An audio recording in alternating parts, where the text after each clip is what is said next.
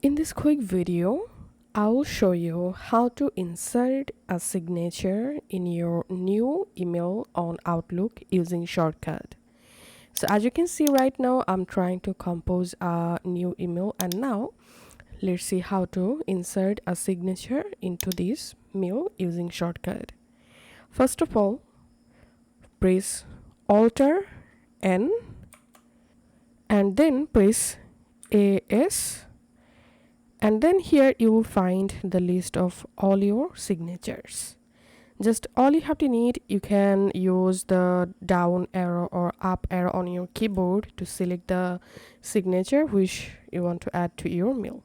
So let's select this one and then just hit enter, and here we can see the signature successfully added.